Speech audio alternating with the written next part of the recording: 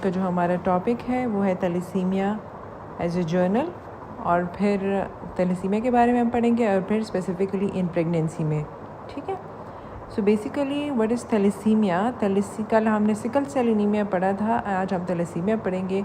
It is the same genetically, इसमें हम किस तरह इसको वो करेंगे कि it is basically N autosomal recessive disease है। ठीक है, इसमें क्या होता है, रिज़ल्ट इन, ये जो है ये मैंने ऑक्सफोर्ड से लिया है। ठीक है, जेनेटिक्स के उसमें है, चैप्टर में है। ठीक है, thalassemia result in reduce rate of synthesis of one of the globin chains that make the haemoglobin. ठीक है, रिड्यूस सिंथेसिस हो जाती है। ठीक है, one of the globin chain में।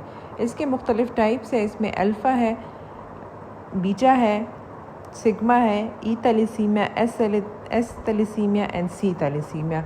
कॉमनली जो हम पढ़ते हैं वो अल्फ़ा बीटा कॉमन है। ठीक है, अल्फ़ा क्या होता है, production of alpha chain affected होता है, बीटा में क्या होता है, production of beta chain affected. ठीक है, अदर आर लेस लाइकली। ठीक है, prevalent in Mediterranean, Arab and Maldives, has highest incidence of thalassemia in the world.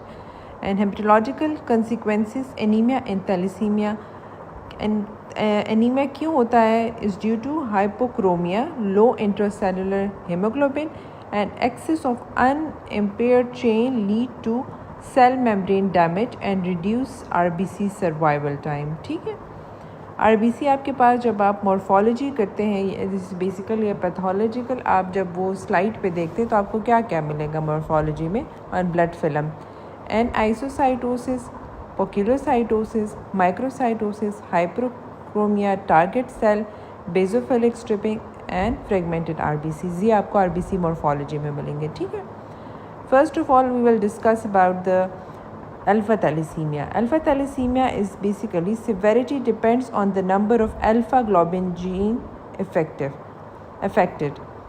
4 है। ठीक है, there are 4। तो इनमें हमारे पास देखते हैं कि कितने जीन्स जो है अल्फ़ा ग्लोबिन जीन है वो इफ़ेक्ट होते हैं। अगर 1 जीन इफ़ेक्ट है तो इसे साइलेंट कैरियर, पेशेंट को इतने सिम्टम्स नहीं होंगे। अगर 2 जीन इफ़ेक्टेड है, एसोसिएटेड माइल्ड हाइपोक्रोमिक एनीमिया, इसमें भी पेशेंट को इतना आपको मतलब आपको पेशेंट में इतना आपको ख़ास सिम्टम्स और ऐसी कोई फाइंडिंग्स आपको नहीं मिलेंगी, इंसिडेंटल फाइंडिंग हो सकती है इसमें। ठीक है, फिर एच डिजीज़, 3 जीन्स इफेक्टेड। ठीक है, leads with moderate anaemia with splenomegaly.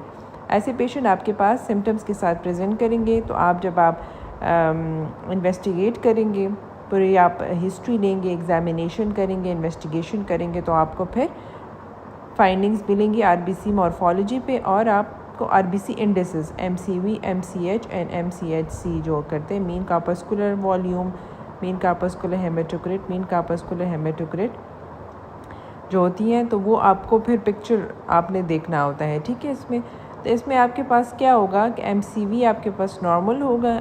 ठीक है, MCV आप क्या कहते हैं, MCHC आपके पास नॉर्मल होगा, और बाकी जो MCH एंड MCV ये आपके पास दोनों डिक्रीज़ होंगे। ठीक है, तो फिर उसके बाद आप HB इलेक्ट्रोफोरेसिस करेंगे, उसमें आपको फिर पता चलेगा कि क्या effect, whether it is alpha thalassaemia और बीटा थैलेसीमिया। ठीक है, and Bart's hydrops 4 gene affected causes intrauterine death. ठीक है, इसमें आपके पास पेशेंट आएगी, और फॉर एग्ज़ाम्पल आपके पास पेशेंट आ गई है, वो प्रेगनेंसी है उसको। ठीक है, और उसको नहीं पता कि वेदर शी इज़ थैलेसीमिक। हमारे पास मेजॉरिटी ऐसे पेशेंट आ जाते हैं जो एनीमिया के साथ होते हैं, लेकिन हमें पता नहीं होता वेदर शी इज़ हम थैलेसीमिया और नॉट, क्योंकि हमारे मेजॉरिटी पेशेंट अपनी इन्वेस्टिगेशंस नहीं करवाते। ठीक है, तो यूजुअली ऐसे पेशेंट कभी कभी प्रेजेंट कर लेते हैं, उनमें आप देखेंगे कि बेबी के साथ ऑल अराउंड फ्लूइड ज़्यादा होगा, पॉलीहाइड्रेमिया होगा, बेबी के इंटरनल बॉडी कैविटीज़ में फ्लूइड होगा। तब जब आप इन्वेस्टिगेट करेंगे, you will come to know about that this is thalassaemia. One of the cause of hydrops is thalassaemia. ठीक है, क्लिनिकल फीचर्स इनमें क्या होते हैं, टिश्यू हाइपॉक्सिया होता है, hydrops fetalis. In fetus initial survival is due to hemoglobin portland. ठीक है, fetal distress is noted after 12 weeks when HB portland is replaced by HB BARDs. ठीक है, HBH and BARDs have extreme high affinity for oxygen and thus inhibit delivery of oxygen to tissue. Then उसके बाद beta thalassaemia, prevalence UK 1 in 10,000, South Asia 300 and Cyrus 1 in 7 has 3 classification: major, minor trait and intermediate. Major में क्या होगा? Genetically homozygous for beta thalassemia genes. Minor में trait में genetically heterozygous होंगे और intermediate में जेनेटिकली हीट्रोजाइगस, बट मेजर में homozygous होगा। ठीक है। क्लिनिकल फीचर्स आपके पास क्या हो सकती हैं? इनमें फटीग होगा, anaemia, jaundice, shortness of breath. Usually अगर ऐसे पेशेंट में शॉर्टनेस ऑफ ब्रेथ का मेजर में बहुत ज़्यादा आपके पास पेशेंट प्रेजेंट करेंगी ऐसे वाले सिम्टम्स के साथ, anaemia, jaundice, shortness of breath, क्योंकि इनमें मल्टीपल ऑर्गन्स इन्वॉल्व हो जाते हैं। ठीक है। लिवर को अफेक्ट करता है, कार्डियक, क्योंकि आयरन ओवरलोड की वजह से आयरन मुख्तलिफ बॉडी के जो मुख्तलिफ सिस्टम्स हैं उसमें डिपोजिशन हो जाती है। तो फिर उसके बाद फिर ऐसे फॉर्म में ये सिवियर केसेस में ये फिर पेशेंट प्रेजेंट करते हैं एंड यूजुअली ये मेजर में होता है। माइनर और इंटरमीडिएट में अक्सर पेशेंट यूजुअली माइल्डली सिम्टोमेटिक होंगे, माइल्ड एनीमिया होगा, तो इनमें आप फिर जब आप इन्वेस्टिगेशन करेंगे तब आप इनको पिक कर सकते हैं। लेकिन मेजर वाले पेशेंट में बड़ा सिम्टोमेटिक आपके पास पेशेंट प्रेजेंट करेगा। ठीक है। Skeletal deformities due to increase erythropoiesis, hepatosplenomegaly due to extramedullary hematopoiesis, hemochromatosis due to excess iron deficiency absorption from the gut, delay physical and sexual development due to hemochromatosis। इनमें अक्सर sexual development ऐसे patient अक्सर इनकी pregnancy भी नहीं होती अगर weather mail है या फीमेल है, क्योंकि ये सेक्शुअल डेवलपमेंट आयरन डिपोजिशन आपके ओवरीज एंड अदर गोनेट्स को अफेक्ट करते हैं। ठीक है। फीमेल मेल के स्पर्म्स को भी अफेक्ट करते हैं। तो ऐसे पेशेंट हमारे पास फिर यूजुअली हम इनको बाय आउटसाइड हम इनको FSH LH जो हमारे पास गोनेडोट्रोफिन है वो देते हैं, उनके साथ ये लोग कंसीव कर लेते हैं। ठीक है। अगर आपके पास पेशेंट आए और वो कंसीव ना करे और यही थैलेसीमिया है तो फिर इनमें आपने ये भी माइंड में रखना है कि ये एक कॉज हो सकती है कि जिसकी वजह से इनकी प्रेगनेंसी नहीं हो रही। Infant born with beta thalassemia will usually present with symptoms from 6 months of age when fetal HB is replaced by adult HB। ठीक है। आपको यूजुअली इन्फेंट जब होगा बर्न तो आपको यूजुअली वो प्रेजेंट नहीं कर आफ्टर 6 मंथ ऑफ एज, क्योंकि वो HbF रिप्लेस हो जाता है एडल्ट HB में। ठीक है। तो तब वो सिम्टम्स वो प्रेजेंट करते हैं ऐसे। ट्रीटमेंट क्या है? Regular blood transfusion, folic acid supplementation, vitamin D and calcium supplementation, chelating therapy, deferoxamine to remove excess iron from the body following repeat transfusions, splenectomy, bone marrow transplant is a definitive treatment and cord blood transfusion। ठीक है। अगर baby को आप लग रहा है drops है तो इनमें भी फिर हम इसी बेबी को भी हम इंट्रायूट्राइन ट्रांसफ्यूज करते हैं। ठीक है। ये नॉर्मली हमारे पास आपको मैं एक जर्नल वो रिव्यू देती हूँ कि टाइप ऑफ हेमोग्लोबिन हमारे पास कौन कौन सी, एडल्ट एंड फीटल। एडल्ट में क्या है? HbA, HbA2 and fetal HbF है। ठीक है। ए में क्या होता है? अल्फ़ा 2 बीटा 2 चेन होता है। ठीक है। कॉम्पोनेंट्स A2 में अल्फ़ा 2 सिग्मा 2 एंड F में क्या होता है? Alpha 2 gamma 2। ये आपसे MCQs में पूछ सकते हैं। ठीक है। ये तीनों आपने मस्ट याद रखने के। ठीक है। ए में क्या क्या चेन है, बी में A2 में क्या है और F में क्या है। ठीक है। HB हमारे पास नॉर्मली 98% होता है। आप HB इलेक्ट्रोफोरेसिस का अगर आप पिक्चर देखेंगे तो normal HB 98%, HbA2 less than 3.5% होगा और HbF हमारे पास 1% होता है। ठीक है। ये नॉर्मल आपके HB इलेक्ट्रोफोरेसिस की पिक्चर ऐसी होती है। ठीक है। Type of thalassemia alpha and beta है। ये आपको मैंने अभी बताया कि आप देखिए जो normal HB alpha 1 and alpha 2। ठीक है। तो 4 आपके पास जीन्स है। यूजुअली क्रोमोसोम 16 का डिफेक्ट होता है, इसकी वजह से आपको ये होता है। ये भी आपने याद रखना है, क्रोमोसोम 16 डिफेक्ट की वजह से आपको अल्फ़ा थैलेसीमिया होगा। ठीक है। तो अगर 1 जीन इफेक्ट है, साइलेंट कैरियर होगा, 2 है तो अल्फ़ा थैलेसीमिया माइनर होगा, एसिम्प्टोमेटिक होंगे। अगर आपके पास 3 इफेक्टेड है, HbH डिजीज़ होगा, haemolytic anaemia, ineffective erythropoiesis, splenomegaly and bony changes आएंगी। और अगर सारे इफेक्टेड है तो HB बार्ट्स होगा, हाइड्रोफ फिटालिस, एरिथ्रोब्लास्टोसिस फिटालिस के साथ आपको वो बेबी होगा। ठीक है। बीटा जो है, बीटा थैलेसीमिया क्या है? वो क्रोमोसोम 11 को इफेक्ट करता है। ठीक है। बीटा थैलेसीमिया माइनर क्या है? हीटरोजाइगस कंडीशन है, एसिम्प्टोमेटिक में रिक्वायर्ड जेनेटिक काउंसलिंग। ठीक है। इंटरमीडिएट है, varies genetic interaction, globin chain production moderately impaired, mild anaemia diagnose usually in late childhood. ठीक है। Occasional blood transfusion may be required and thalassemia major it is a homozygous disorder, significant imbalance of alpha beta globin chains, severe anemia presenting early in life, required long life RBC transfusion। इनमें आपने life long transfusion ही करनी होती है। ठीक है। If untreated lead to death usually first decade. क्या क्या इनमें हो सकता है? It is a basically hypercoagulable state में पेशेंट चला जाता है, तो इनमें फिर DVT, pulmonary embolism, cerebral ischaemia के चांसेस होते हैं, ठीक है। इन्फेक्शन के चांसेस इनमें बहुत ज़्यादा होते हैं। Anaemia, iron overload, Yersinia Klebsiella की वजह से आयरन ओवरलोड हो सकता है, ठीक है, तो इसमें भी फिर इन्फेक्शन के चांसेस होते हैं। हाइपरस्प्लिनिज्म होता है, स्प्लिनेक्टमी अगर आप कर लें तो फिर ये चांसेस होते हैं इनमें इन्फेक्शंस के, न्यूमोकोकाई, मेनिंगोको, हेमोफिलस इन्फ्लुएंजा। तो इनमें भी आपने जैसे सिकल सेल एनीमिया मैंने आपको बताया था कि आपने वैक्सीनेशन करवानी है, तो ऐसी पेशेंट में भी आपने वैक्सीनेशन करवानी है against pneumococcus, meningococci and haemophilus influenza. And penicillin prophylaxis पर डालने अगर आपने स्प्लिनेक्टमी की है, ठीक है। एंटीबायोटिक कवर आपने इनको देना है, और हेपेटाइटिस बी की भी आपने वैक्सीनेशन करवानी है, ठीक है। फिजिकल फाइंडिंग्स में क्या फीचर ऑफ एनीमिया हो सकता है? इसमें weakness, fatigue, poor growth, dyspnoea, extramedullary haematopoiesis की वजह से पेशेंट के काइफोसिस, स्कोलियोसिस, हेपेटोस्प्लीनोमेगैली होगी on examination. Features of haemolysis में क्या हो सकता है? जॉन्डिस होगा, गॉल स्टोन होगा, गाउट होगा। फीचर्स ऑफ एक्सेस एरिथ्रोपोइसिस में क्या क्या हो सकता है? Maxillary over growth, frontal bossing, chronic sinusitis, ये टिपिकल फीचर्स इनके होते हैं। Bone changes, medullary expansion, vertebral expansion leaded to spinal compression, ठीक है। इन्वेस्टिगेशन हमारे पास क्या? Baseline screening test. आपके पास पेशेंट आ गए तो आपने उनका बेस लाइन एचबी लेवल करना है, ठीक है। उनमें आपने देखना है कि पेशेंट का एचबी किस तरह है। फिर आरबीसी इंडिसेस आपने करवानी, एमसीवी, एमसीएच एंड एमसीएचसी। तो इसमें क्या होता है कि एमसीवी, एमसीएच हमारे पास डिक्रीज़ होगा और एमसीएचसी आपके पास नॉर्मल होगा, ठीक है। रेड RDW नॉर्मल और race and retic count increased 5 to 10%। हमारे पास अल्फ़ा थैलेसीमिया में हमारे पास रेटिक काउंट थोड़ा सा इंक्रीज़ होगा, बीटा में हमारे पास रेटिक काउंट ज़्यादा इंक्रीज़ होगा, ठीक है। एबनॉर्मल आरबीसी मॉर्फोलॉजी तो आप करेंगे तो उसमें आपको कैसे पिक्चर्स मिलेगी? टारगेट सेल, टेयर ड्रॉप सेल, एलिप्टोसाइट, हाइपोक्रोमिक, माइक्रोसिटिक, ये आपने याद करने हैं, एमसीक्यू के लिए वेरी इंपॉर्टेंट, ठीक है। आयरन प्रोफाइल अगर आप करेंगे तो serum iron and ferritin usually आपके पास थैलेसीमिया वाले पेशेंट में आपके पास इस तरह भी आ सकता है कि उनको एनीमिया साथ भी हो सकता है, इनका जो फेरेटिन लेवल वो डिक्रीज़ भी हो सकता है, तो उनमें आप फिर आयरन एडवाइस कर सकते हैं। लेकिन अगर फेरेटिन लेवल ज़्यादा है तो इनमें आपने आयरन अवॉइड करना है, क्योंकि वो फर्दर आपके उसको डिपोजिशन ज़्यादा होगी तो सिस्टम्स को इफ़ेक्ट करेंगे, ठीक है। तो usually ferritin level more than 12 होगा, total iron binding capacity decrease होगी and high saturation of transferrin होगा, ठीक है। ऑस्मोटिक फ्रेजिलिटी टेस्ट यूजुअली हम नहीं करते। सेकेंड लाइन स्क्रीनिंग टेस्ट जो हमारे पास है, फिर हमारे पास आरबीसी इंडिसेस पे आपके पास आ गए क्या? एमसीवी और एमसीएच डिक्रीज़ और एमसीएचसी नॉर्मल है, तो फिर उसमें हम एचबी इलेक्ट्रोफोरेसिस करते हैं, ठीक है।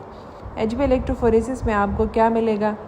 नॉर्मल, मेजर और माइनर और इंटरमीडिएट में आपके पास किस तरह? एचबीएफ आपके पास लेस देन 1%, नॉर्मल में होगा एचबीए 97 एंड एचबीए 1 to 3%। मैंने आपको नॉर्मल वाली चीज़ें बताई हैं, ठीक है। मेजर में क्या होता है कि 90 to एचबीएफ आपके पास 90 to 98% होता है, एचबीए आपके पास एब्सेंट होता है और एचबीए2 वेरिएबल, ठीक है। माइनर में एचबीएफ आपके पास 1 to 5% होगा, थोड़ा सा इंक्रीज़ होगा। एचबीए थोड़ा सा कम होगा 9 to 95% और HBA2 mildly increase 3.5 to 7%। Intermediate में HBF variable, HBA variable and HBA2 more than 3.5%, ठीक है। HPLC high performance liquid chromatography gold standard test है। HBA2 more than 3.5 is suggestive of thalassaemia carrier, ठीक है। थर्ड लेवल डीएनए एनालिसिस है of the carrier for detection of thalassaemia gene mutation is essential. Usually हम फिर HB electrophoresis तक ही करते हैं, और अगर आपके पास अवेलेबिलिटी आए परफॉर्मेंस लिक्विड क्रोमेटोग्राफी तो वो गोल्ड स्टैंडर्ड टेस्ट है, ठीक है। फर्दर एवेलुएशन के लिए आपने फिर पेशेंट के, क्योंकि ये लिवर को इफेक्ट करता है, थायराइड में भी आपकी आयरन डिपोजिशन हो सकती है, गोनेड्स में मैंने आपको बताया, ठीक है। बोन इफेक्ट होता है, ठीक है। तो इनमें आपने अदर इन्वेस्टिगेशंस भी आपने करवानी है कि वेदर ये सिस्टम्स तो नहीं इफेक्ट। आपके पास एक पेशेंट आती है, प्रेग्नेंट पेशेंट है, ठीक है, सॉरी प्रेगनेंसी के प्री प्रेगनेंसी काउंसलिंग के लिए पेशेंट आती है और वो थैलेसीमिया मेजर है, तो आपने फिर एक्सक्लूड करना है, ठीक है, कि और पेशेंट के एंड ऑर्गन एवेलुएशन करने के और सिस्टम तो इफेक्टेड नहीं है, ठीक है। तो तब आप उनको प्रेगनेंसी एडवाइस करेंगे, ठीक है। क्योंकि अगर पेशेंट को डायबिटीज़ है, थायराइड इशू है और बहुत सारे मसले हैं, तो फिर इसमें पेशेंट का फर्दर आप वो करेंगे, नुकसान करेंगे, बेबी इफ़ेक्ट होगा और पेशेंट भी। और इसमें आपने यही बताना है कि वही आपने फिर पेडिग्री बनानी है कि पेशेंट अगर मेजर है तो हस्बैंड का भी आपने वो करना है कि फिर बताना है कि कितने % चांस है अगर both husband and wife affected है, और अगर ओनली फीमेल इफ़ेक्टेड है तो कितने % चांसेस इफ़ेक्टेड। ठीक है, तो ये भी आपने याद रखना है। Liver function test, thyroid function test, FSH, LH, testosterone, oestradiol level, blood sugar, bone profile, calcium phosphate and parathyroid hormone, liver iron आपने T2 MRI, लिवर बायोप्सी, ठीक है, and cardiac iron measurement by T2 MRI। एक हमारे पास treatment supportive होता है और एक हमारे पास क्यूरेटिव। सपोर्टिव में आपने पास क्या करना है, मल्टीडिसिप्लिनरी टीम को इन्वॉल्व करके इसमें ट्रांसफ्यूजन करनी होती है, आयरन चिलेशन और foetal HB induction, hydroxyurea जो हम देते हैं। ठीक है, it's basically for that. And splenectomy differ as long as possible, at least till 5 to 6 years of age.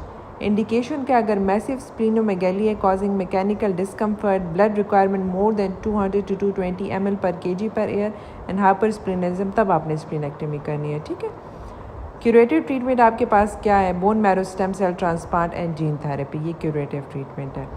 Causes of death in thalassemia किसकी वजह से हो सकते हैं, आयरन ओवरलोड की वजह से हो सकते हैं, congestive heart failure, arrhythmia, sepsis due to increase susceptibility to infection and multiple organ failure due to haemochromatosis. Now we will proceed toward the thalassaemia and pregnancy. ठीक है, वो जर्नल ओवरव्यू हमने पढ़ लिया।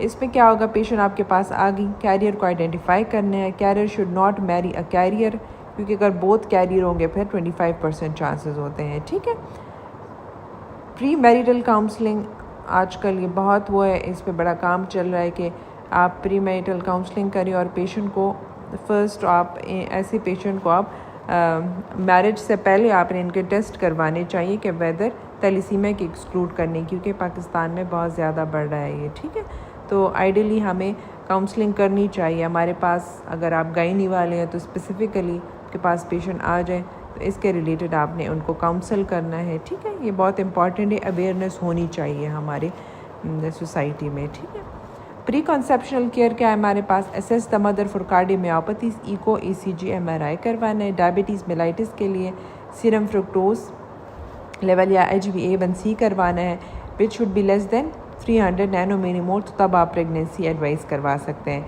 Hypothyroidism, TSH level T3 T4 करवाना है। ठीक है, वो एक्सक्लूड करना है। हाइपोपैराथायराइडिज्म, बोन डेंसिटी, ठीक है, विटामिन D3, कैल्शियम करवाना है। Liver profile, ideally liver iron हमारे पास लेस देन 7 mg पर ग्राम होना चाहिए, तो तब फिर हम एडवाइस करेंगे। Iron chelators should be discontinues before conception. Immunization आपने वो करनी है, हेपेटाइटिस B आपको कायम है, influenza, pneumococcal vaccine. Antibiotic prophylaxis and folic acid, इनमें आपने folic acid 5 mg throughout, usually आप नॉर्मली भी कंटिन्यू करें, बल्कि थ्रू आउट प्रेगनेंसी भी आपने 5 mg इनको कंटिन्यू करना है। एंटीनेटल केयर, पेशेंट आ गई आपके पास प्रेग्नेंट हो गई, तो इनमें आपने मल्टीडिसिप्लिनरी टीम को इन्वॉल्व की, एक जॉइंट टीम होगी, क्योंकि इनको फिर हार्ट के इश्यूज़ भी हो सकते हैं, थायराइड के इश्यूज़ भी हो सकते हैं, तो आपने इनके साथ कोलैबोरेट करके आपने ऐसी पेशेंट को मैनेज करना है। मंथली आपने टिल 28 वीक्स पेशेंट को विज़िट का बताना है, और 2 वीकली फिर ऑनवर्ड 28 वीक्स आपने कहना है कि 2 वीकली आपने आना है। ठीक है, मंथली असेसमेंट ऑफ सीरम फ्रुक्टोसामीन करना है, क्योंकि ऐसे पेशेंट में, क्योंकि इनके वो भी पैंक्रियाज भी इफ़ेक्ट करते हैं, तो जिसकी वजह से ऐसे पेशेंट में चांसेस होते हैं डायबिटीज़ मेलाइटिस का, तो ऐसी पेशेंट में आपने फिर इनका मंथली असेसमेंट करना होगा। ठीक है, cardiac assessment at 28 weeks and thyroid function test monthly आपने करवाने हैं। ठीक है, प्रीनेटल डायग्नोसिस के लिए आपके पास अगर हस्बैंड आप देख रहे हैं कि बहुत कैरियर है, ठीक है, हस्बैंड वाइफ बहुत कैरियर है, ठीक है, तो आपको अभी पता नहीं है कि कितने ये वेदर ये बेबी थैलेसीमिक होगा या नहीं, तो आपके पास जो टेस्ट है इन्वेसिव टेस्ट में CVS एमनियोसेंटेसिस आते हैं। CVS आप बिफोर 13+6 तक कर सकते हैं, और एमनियोसेंटेसिस 14 वीक्स टू 20 वीक्स तक आप एमनियोसेंटेसिस कर सकते हैं। CVS में आप प्लेसेंटा से आप वो लेते हैं, ठीक है, टिश्यू आप लेते हैं, और एमनियोसेंटेसिस में आप लाइकर लेते हैं। ठीक है, और नॉन इन्वेसिव में आप अगर आजकल बड़ा कॉमन है, आप आसानी से लैब्स में इजीली अवेलेबल नहीं है, लेकिन कुछ लैब्स में होता है कि आप फ्री फीटल DNA इन मैटरनल ब्लड आप सेल फ्री फीटल DNA जिसको कहते हैं, इसकी 99% सेंसिटिविटी है, ठीक है। तो ये भी आप करवा सकते हैं नॉन इन्वेसिव अगर अवेलेबिलिटी है, ठीक है। तो आपको पता चल जाएगा कि whether this baby is affected और नॉट। एंटीनेटल कॉम्प्लिकेशन क्या हो सकती हैं? अगर इफ़ पेशेंट अंडरगोज स्प्लीनेक्टमी तो आपने इनको एंटीबायोटिक प्रोफाइलैक्सिस देनी है, ठीक है। और अगर पेशेंट का प्लेटलेट काउंट आपने करवाने अगर मोर देन 600 to 10 है तो आपने इनको एस्प्रीन स्टार्ट करवाने, क्योंकि फिर इनमें थ्रोम्बोसिस का चांस होता है, ठीक है। तो आपने इनमें एक बेस लाइन प्लेटलेट काउंट भी करना है, उसको देखना है कि वेदर एस्प्रीन इनको स्टार्ट करवाना है या नहीं, ठीक है। और अगर स्प्लीनेक्टमी हुई है और अगर आपके पास प्लेटलेट काउंट भी ज़्यादा आ रहा है तो इन पेशेंट में आपने एस्प्रीन भी स्टार्ट करवानी है और लो मोलिकुलर वेट हेपरिन भी स्टार्ट करवानी है, ठीक है। For blood thinning and to prevent DVT तो इनको आपने दोनों चीज़ें स्टार्ट करवानी है। High risk of cardiac decompensation deferoxamine started from 20 to 24 weeks. अगर पेशेंट का फॉर एग्जांपल सिम्टोमेटिक है, कार्डिक आपको लग रहा है कि कार्डिक फेलियर में जा रही है, आयरन ओवरलोड वहाँ पे हो रहा है, तो फिर आप प्रेगनेंसी में डिफेरोक्सामिन सेफ़ है, आप दे सकते हैं, ठीक है।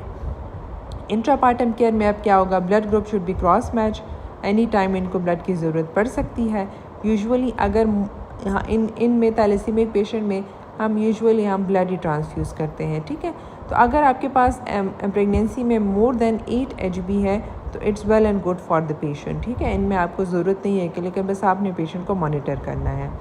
Deferoxamine is given 2 gram over 24 hours अगर पेशेंट को सिम्टोमेटिक है। CTG monitoring and active management of 3rd stage of labour.